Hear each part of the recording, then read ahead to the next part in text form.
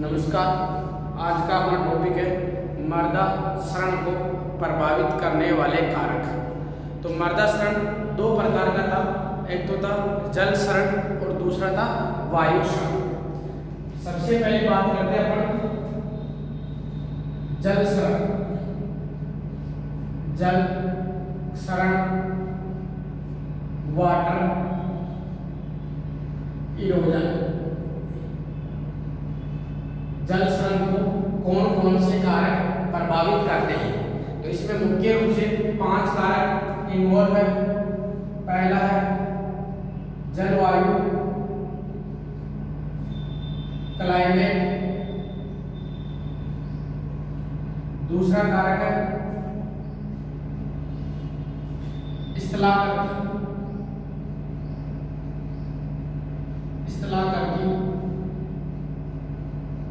Topography.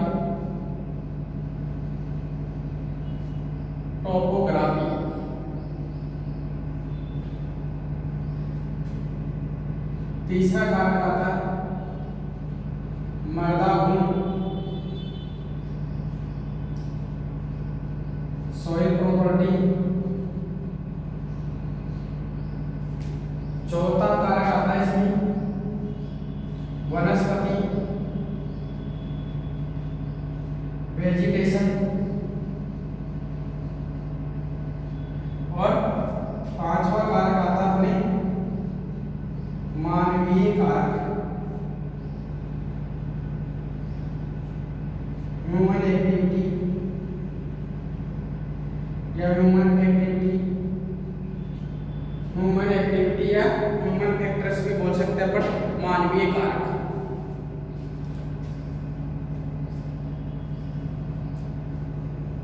सबसे पहले बात करते हैं अपन जलवायु। जलवायु जल क्षरण को कैसे प्रभावित करती है? तो जो वर्षा होती है, वर्षा की गहनता,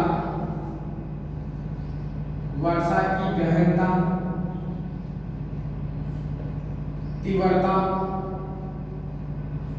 और समय, या इसी को बोल सकते हैं अवधि। ये तीनों क्या करती है? जल क्षरण की प्रक्रिया को प्रभावित करती है।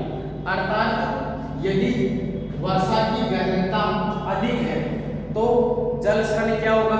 अधिक होगा। यदि वर्षा की गहनता कम है या तीव्रता उसकी कम है तो जल का क्षरण क्या होता है? कम होता है। यदि गहनता के साथ में यदि अवधि कम है तो भी क्या होगा? क्षरण अधिक होगा। लेकिन यदि वर्षा की तीव्रता और अवधि दोनों क्या है? कम है तो उसमें क्या, उस कंडीशन में क्या होगा? जल का क्षरण बहुत कम मात्रा में हो पाता है। तो इसका सीधा सा अर्थ है जल वर्षा की तीव्रता और अवधि दोनों अधिक होने पर क्या होता है? जल का क्षरण अधिक हो पाता है। और जितनी ही तीव्रता और अवधि कम होगी वर्षा की, उतना ही क्या होगा? जल का क्षरण कम होगा। दूसरा इसमें बात करें तापमान। तापमान इंक्रीज होने पे क्या होगा? जल क्षरण, तापमान बढ़ता है तो जल क्षरण क्या होगा? बढ़ेगा। क्यों? क्योंकि तापमान बढ़ने पे क्या होता है? कार्बनिक पदार्थों का विघटन तेज गति से होता है, जिसके कारण उनका जल के द्वारा कटाव आसान हो जाता है। तो ध्यान रखना, तापमान बढ़ने पे क्या होता है? जल क्षरण की क्रिया अधिक होने लगती है। दूसरे कारक की बात करते हैं स्थलाकृति या टोपोग्राफी। तो इसमें ध्यान रखना, एक तो है ढलानदार क्षेत्र। जितना ढलान होगा, जैसे मान लो ऊपर से नीचे की तरफ ढलान है किसी भी खेत में, तो पानी क्या होगा? ऊपर से नीचे की तरफ बहता है। ढलान अधिक होने के कारण पानी के जो बहने की गति या पानी का जो बहने का वेग है वो क्या होगा? अधिक हो जाता है, तेज हो जाता है। इस कारण क्या होता है? जल के द्वारा जो मृदा के कणों का कटाव होता है वो अधिक मात्रा में होने लगता है। यदि ढलान कम होता है तो मृदा का कटाव कम होता है, क्योंकि ढलान अधिक होने पे क्या होता है? एक तो पानी के बहने की गति क्या होती है? तेज हो जाती है। दूसरा, मृदा में क्या होता है? पानी का रिसाव नहीं हो पाता। इस कारण जितना भी पानी होता है वो बाहर निकल जाता है। इसलिए क्या होता है, मृदा का कटाव अधिक होता है। अर्थात ढलानदार क्षेत्रों में, अर्थात जहाँ पे ढलान पाया जाता है वहाँ पर समतलीय जो मैदानी क्षेत्र होते हैं उनकी तुलना में जल के द्वारा मृदा का कटाव क्या होता है, अधिक होता है। इस कारण क्या होता है, जो पहाड़ी इलाके होते हैं वहाँ पे क्या होता है, जल शरण अधिक होता है। तीसरी अपने जो कारक आता है वो आता है मृदा गुण। मृदा गुण में ध्यान में रखना, अपने 3 प्रकार के मुख्य रूप से कण होते हैं, सैंड, सिल्ट और कली। बात की जाए सैंड या बालू मृदा की, बालू मृदा के कणों का जो आकार होता है वो कले और सिल्ट से क्या होता है, अधिक होता है। इस कारण क्या होते हैं, इनके कण दूर दूर पाए जाते हैं, बिखरे हुए रहते हैं। इसलिए क्या होता है, जब पानी बह के आता है तो इनका क्या होता है, कटाव आसानी से हो जाता है। दूसरी बात की जाए तो जो ये बालू के कण होते हैं ये क्या होते हैं, खुरदरे होते हैं। इस कारण क्या होता है, इनका जल के द्वारा कटाव आसान हो जाता है। इसके विपरीत बात की जाए कले मृतिका की, मृदा की, या इसी को बोल सकते हैं मटिया मृदा, मटिया मृदा। इनके कणों का जो आकार होता है वो क्या होता है, छोटा होता है। इस कारण क्या होते हैं, ये मृदा कण क्या होते हैं, आपस में चिपके हुए रहते हैं। इस कारण इनका मृदा जो जल के द्वारा कटाव आसान नहीं हो पाता, क्योंकि ये जो मृतिका मृदा होती है ये कैसी होती है, चिकनी होती है। इन कणों का जो प्रवृत्ति होती है कैसी होती है, चिकनी, जबकि बालू कैसी होती है, खुरदरी होती है। इस कारण बालू मृदा में तो क्या होता है, मृदा का आकार अधिक होने के कारण क्या होते हैं, दूर दूर बिखरे हुए रहते हैं। इस कारण जल के द्वारा क्या होता है, कटाव आसान हो जाता है। इसी के विपरीत जो मृतिका मृदा, कले मृदा है वहां पे क्या होता है, मृदा कण आपस में चिपके हुए रहते हैं, मजबूती के साथ बंधे हुए रहते हैं। इस कारण वहां पे जल के द्वारा इनका कटाव बहुत कम मात्रा में हो पाता है। इसके बाद में आता है अपने वनस्पति का प्रभाव। तो ऐसे क्षेत्र जहाँ पे क्या होती है, वनस्पति पाई जाती है, जो वनस्पति आच्छादित क्षेत्र होते हैं, वनस्पति आच्छादित क्षेत्र, यहाँ पे क्या होता है, शरण कम होता है।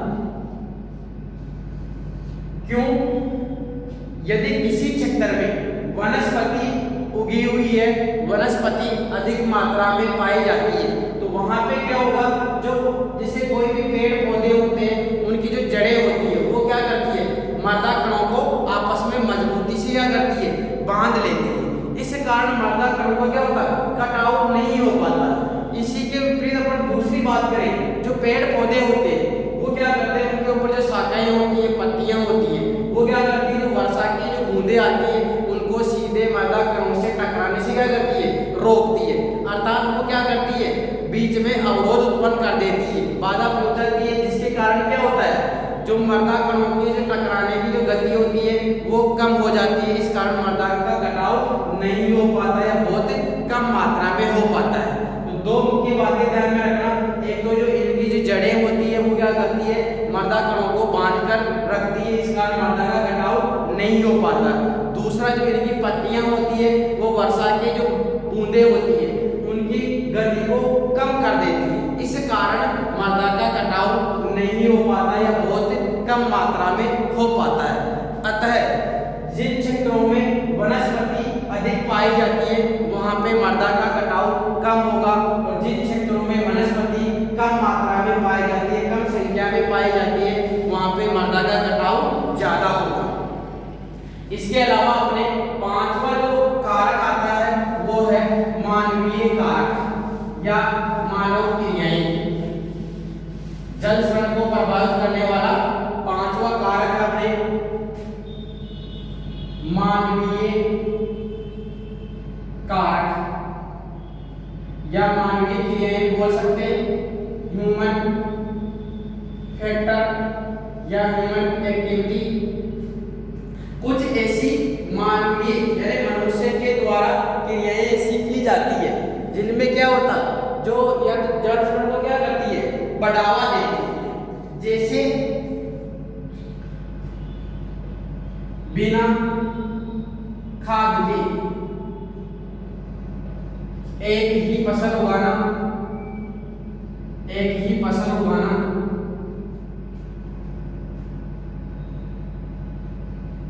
जुताई का तरीका व समय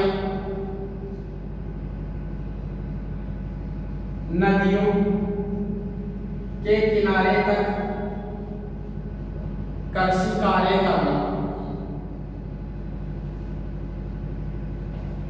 पहली बात करते हैं अपन बिना खाद के लगातार कई वर्षों तक एक ही फसल को उगाना। खाद क्या करती है? अपने को कार्बनिक पदार्थ उपलब्ध करवाती है मृदा में। यदि अपन बिना कार्बनिक खाद के उपयोग के यदि बार बार अपन एक ही फसल को उगा रहे हैं तो प्रत्येक फसल क्या होती है? एक निश्चित पोषक तत्वों का ग्रहण करती है। यदि उन पोषक तत्वों को ग्रहण करती रहेगी बार बार तो मृदा उर्वरता क्या होगी? धीरे धीरे प्रभावित होने लगेगी और जो मृदा के कण होंगे वो आपस में नहीं बंध पाते या मजबूती से नहीं जुड़ पाते। इस कारण क्या होती है?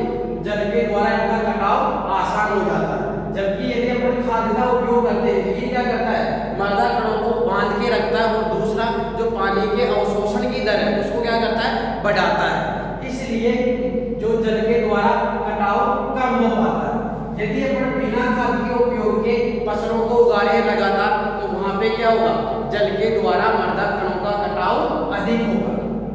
दूसरा अपने इसमें आता कारक जुताई का तरीका व समय। यदि अपन जुताई सही तरीके से नहीं कर पा रहे हैं तो उसमें उस कंडीशन में क्या होगा? जल के द्वारा भी क्या होगा? मृदा का कटाव अधिक होगा। जैसे यदि मान लो किसी भी खेत में ढलान ऊपर से नीचे की तरफ है, अब यदि अपन इस खेत में या इस फील्ड में यदि अपन जुताई ऊपर से नीचे की तरफ करते हैं, जुताई कार्य ऊपर से नीचे की तरफ करते हैं, ढलान के समानांतर करते हैं, तो इस अवस्था में क्या होगा? जल के द्वारा मृदा कणों का कटाव क्या होगा? अधिक होगा। क्यों? क्योंकि ढलान के समानांतर करने पर जो पानी के जो बहने का वेग है वो क्या होता है? और तेज मात्रा में हो जाता है, तेज गति से हो जाता है। इस कारण क्या होता है? जल के द्वारा मृदा कणों का कटाव अधिक होता है। यदि अपन ये जुताई कार्य ढलान के विपरीत दिशा में कर दिया जाए तो पानी क्या होगा? धीरे धीरे रुकता हुआ धीरे धीरे बहेगा। इस कारण क्या होगा? यदि पानी बहने का वेग धीरे है तो उस अवस्था में क्या होता है? जो मृदा होती है वो जल का अवशोषण अधिक मात्रा में कर पाती है। इस कारण मृदा का कटाव नहीं या कम होता है। दूसरी बात है इसमें समय। यदि अपन बिना समय के यानी जब आवश्यकता नहीं है उस समय अपन यदि जुताई कार्य कर देते हैं तो उस अवस्था में क्या होता है? मृदा का कटाव अधिक होता है। इसलिए जब आवश्यक हो, जब अपने को फसल उगानी हो उसी समय क्या करें? जुताई का कार्य करना चाहिए।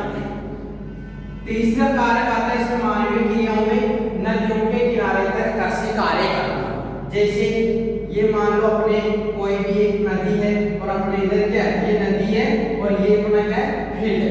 यदि ये अपने किनारे है, यदि अपन बार बार यहाँ तक कृषि कार्य करेंगे तो इधर से क्या होता है? पानी आता है और इन किनारों को क्या करता है? तोड़ने लगता है। इसलिए जो किसान है उनको क्या करना चाहिए? किनारों से थोड़े से दूर तक ही अपना कृषि कार्य करना चाहिए। अतः यदि अपने किनारों तक कृषि कार्य करेंगे तो मृदा का कटाव क्या होगा? ज्यादा होगा। यदि किनारों से थोड़ा सा दूर रखते हैं अपन कृषि कार्य करते समय तो उस समय क्या होगा? कटाव कम हो पाता है। तो ये है अपने 5 कारक जो जल शरण की क्रिया को प्रभावित करते हैं। इसके बाद में आता है अपने वायु शरण की को प्रभावित करने वाले कारक। वायु शरण को कौन कौन से कारक प्रभावित करते हैं? वायु शरण विंड इरोजन। इसमें सबसे पहला आता है जलवायु, दूसरा आता है स्थलाकृति,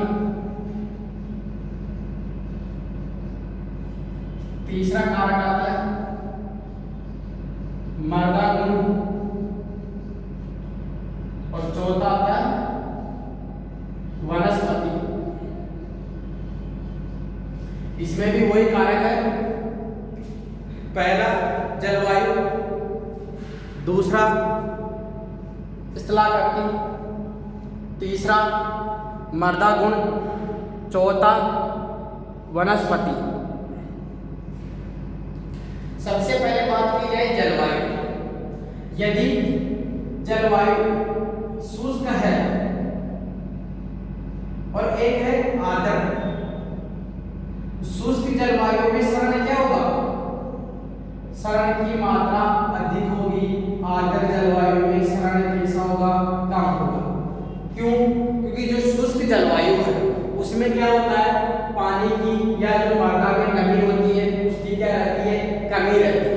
मृदा में नमी की कमी के कारण मृदा के कण क्या होते हैं, आपस में चिपक नहीं पाते, आपस में बंध नहीं पाते और दूर दूर बिखरे हुए रहते हैं, जिसके कारण क्या होता है, वायु के द्वारा वो एक स्थान से दूसरे स्थान पे पहुंच जाते हैं। इसकी विपरीत बात करते हैं अपन आर्द्र क्षेत्र में, या जहाँ की जलवायु क्या होती है, आर्द्र होती है, अर्थात मृदा में नमी क्या है, पर्याप्त मात्रा में है। तो ये मृदा कण क्या होते हैं, आपस में बंध जाते हैं, आपस में चिपके हुए रहते हैं मजबूती से।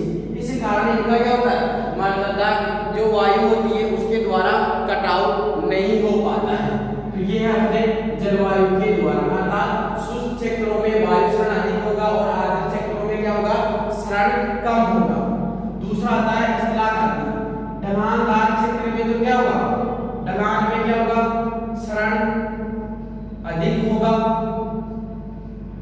मैदान में सरण कम होगा। क्यों? क्योंकि ढलान होने पर जो मृदा के कण हैं उनके बहने की गति क्या हो जाती है, तेज हो जाती है। जैसे मान लो कोई भी अपने ये इस दिशा में ढलान है, यहाँ पे मृदा कण उपस्थित है, यदि वायु ऊपर से नीचे की तरफ चल रही है वायु, तो यहाँ से क्या होते हैं, मृदा कण आसानी से धीरे धीरे रगड़ते हुए आगे बढ़ जाते हैं आसानी से। इस कारण क्या होता है, वायु सरण अधिक होता है। और जो मैदानी क्षेत्र होते हैं वहाँ पे क्या होता है, मृदा कण अधिक दूरी पे नहीं पहुँच पाते, अर्थात वहाँ पे क्या होता है, वायु सरण की गति क्या हो जाती है, कम हो जाती है। इसके बाद में आता है मृदा गुण। बालू मृदा में सरण क्या होता है, अधिक होता है, और मृत्तिका मृदा में क्या होता है, सरण कम होता है।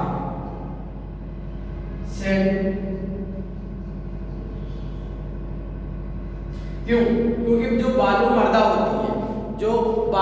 होती है उसके कण क्या होते हैं, दूर दूर बिखरे हुए रहते हैं, क्योंकि इनके जो कणों का व्यास होता है वो क्या होता है, अधिक होता है मृत्तिका मृदा की तुलना में।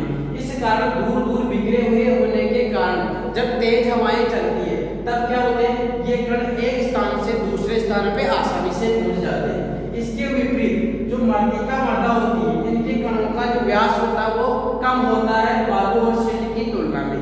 इस कारण इनके कण क्या होते हैं, मजबूती से आपस में चिपके हुए रहते हैं, आपस में बंधे हुए रहते हैं, इसलिए इनका क्या होता है, सरण कम मात्रा में हो पाता है। चौथा कारक आता है अपने वनस्पति।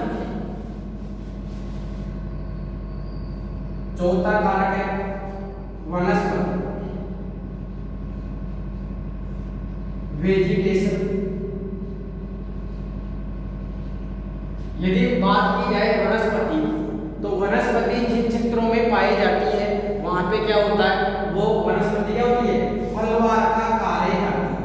फलवार या बोल सकते हैं इसी को मल्चिंग।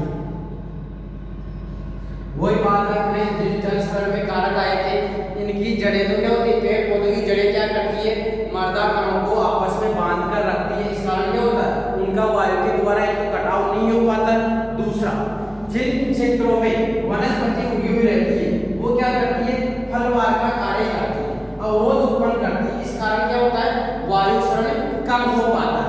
यदि मान लो ये कोई भी खेत है, यदि इसमें वनस्पति उगी हुई है तो ये क्या करती है, मृदा कणों को ढक लेती है, आच्छादित कर देती है। इस कारण क्या होती है, वायु के द्वारा इनका कटाव नहीं यदि वनस्पति नहीं है तो जो वायु बहती है या जो तेज हवाएं चलती है वो कहाँ से टकराएगी, जो मृदा के कण है उनसे टकराती सीधा, और वो क्या करती है, मृदा कणों को काट एक स्थान से दूसरे स्थान पे पहुंचा देती है। इस प्रकार वनस्पति आच्छादित क्षेत्रों में क्या होता है, वायु क्षरण कम होता है, और जहाँ पे वनस्पति विहीन क्षेत्र होते हैं वहाँ पे क्या होता है, वायु क्षरण अधिक होता है। तो ये अपना टॉपिक है मृदा क्षरण को प्रभावित करने वाले कारक, जिनमें दो प्रकार के थे, एक तो था जल क्षरण को प्रभावित करने वाले कारक और दूसरा है वायु क्षरण को प्रभावित करने वाले कारक। इसके बाद में अपन नेक्स्ट वीडियो में पढ़ेंगे मृदा संरक्षण, सॉइल कंजर्वेशन, जिसमें दो तरीके से पढ़ेंगे अपन, एक तो है जल क्षरण को कम करने की विधियां और दूसरी आएगी अपने वायु क्षरण की कम करने की विधियां।